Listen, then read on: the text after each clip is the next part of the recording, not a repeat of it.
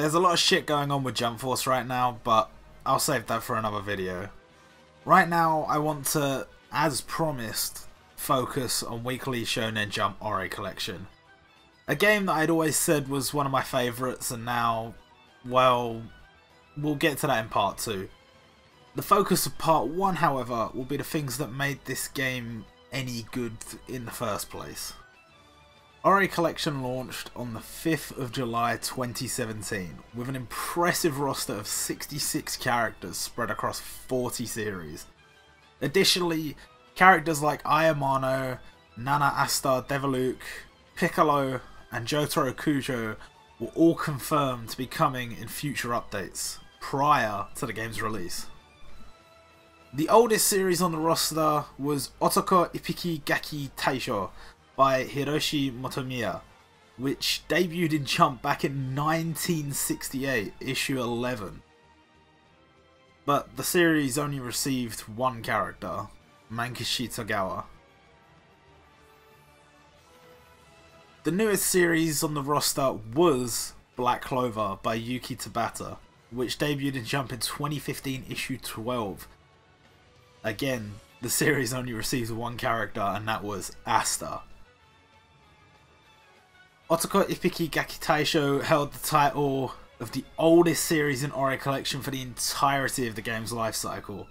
Black Clover, however, would be replaced as the youngest series in Ori Collection, and by the end of the game's life cycle would actually only be the third youngest series.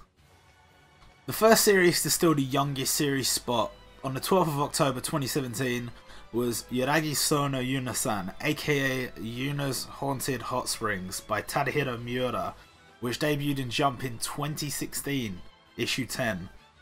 Yunohana Yuna was the only character ever added from the series. The second series to steal the youngest series spot on the 27th of April 2018 is also the series that remains as the youngest to this day, and that series is Kimetsu no Yaiba, aka Demon Slayer by Koyoharu Gotoge, which debuted in Jump in 2016, issue 11, just one issue after Yuna's Haunted Hot Springs. Tanjiro Kamado was the only character ever added from the series. The final roster totaled 232 characters spread across 72 series. The final character and series added to the game on the 9th of October 2018 was Taisa Maeda from Roku Danashi Blues. The series, by Masanori Morita, debuted in Jump in 1988, issue 25. Currently, the series that only appear in Ori Collection and no other 50th anniversary Jump Ensemble games are Otoko Ippiki Gaki Taisho, Play Ball, Slam Dunk, and Yuna's Haunted Hot Springs. As of recording this video, the other game's current exclusive series are as follows. Jump Stadium has Yoroshiku Mechadoc, Pyu Fuku Jaguar, Buso Renkin, and Moeru Onisan.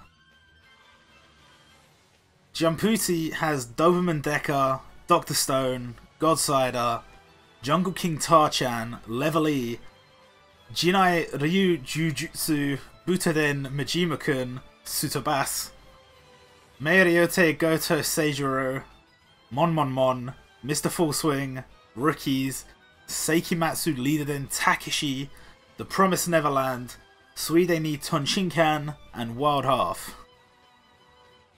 Jump Force has Boruto. In my opinion, out of all the 50th anniversary games, Ori Collection by far had the best art. I can appreciate the work that has gone into the others, especially in the case of Jumputi, whose artist has done a fantastic job of capturing each mangaka's aesthetic when creating the sprites for each of their characters. But the art in Ori Collection was simply exquisite. What made it so good? Well, that's simple. The artworks were all really high quality renders of the original artist's work that had been cleaned and redrawn to look incredibly sharp and to give you the artist's original intended feeling for the characters and for the series.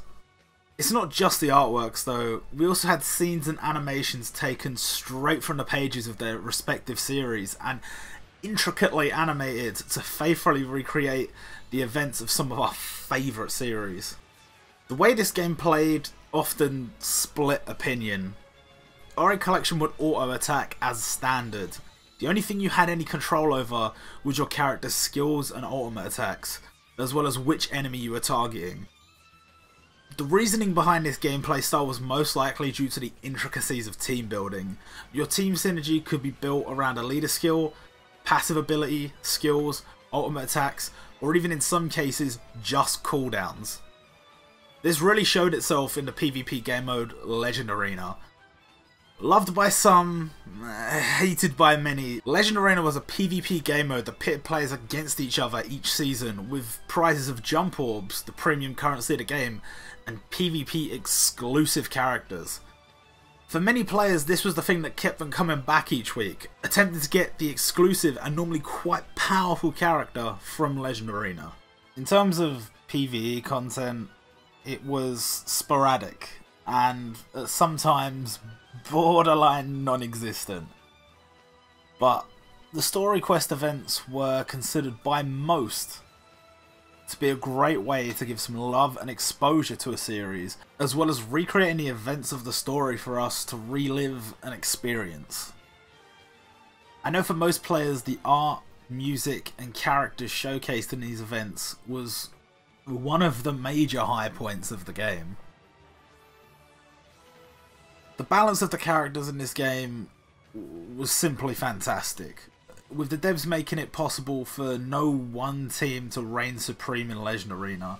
It's true that many characters in the end had no real use in any game mode, but it was also at least true that there were a plethora of different teams that could be considered meta in some way, shape or form, and a number more teams that could be carefully built to counter those teams and give even those with a weaker account a chance to beat other players.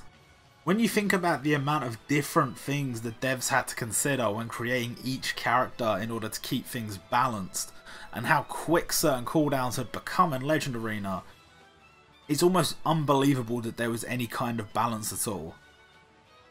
The devs also buffed characters that had fallen off a number of times. True, it was mainly jump units and healers, but the fact remains that they went back to make certain units much more worthwhile.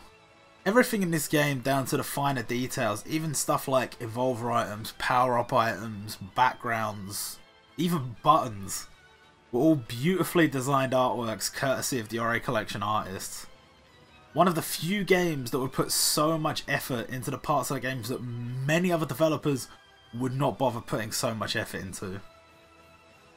The truth is, I really liked this game from day one. I was excited for it way before launch, and when it finally came out, I was not disappointed.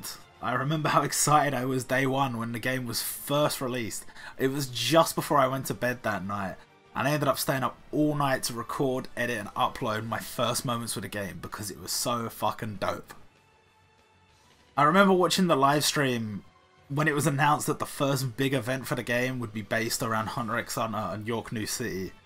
In that stream they teased Kurapika being something even stronger than a normal 5-star, which is something we hadn't seen yet but we had been expecting, and would later turn out to be Jump Awakenings.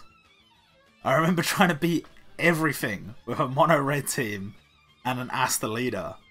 100% clear rate. Well, not anymore.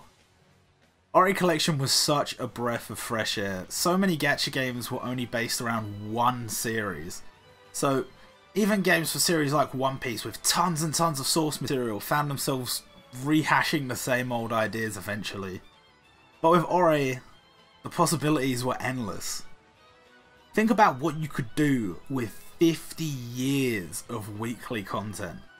Each series not only had a bunch of characters and scenes that could be developed into events and gacha, but it was also stuff like crossover chapters, seasonal artworks, costumes, not to mention the amazing collaborations that could be found on the cover of each week's issue of Jump.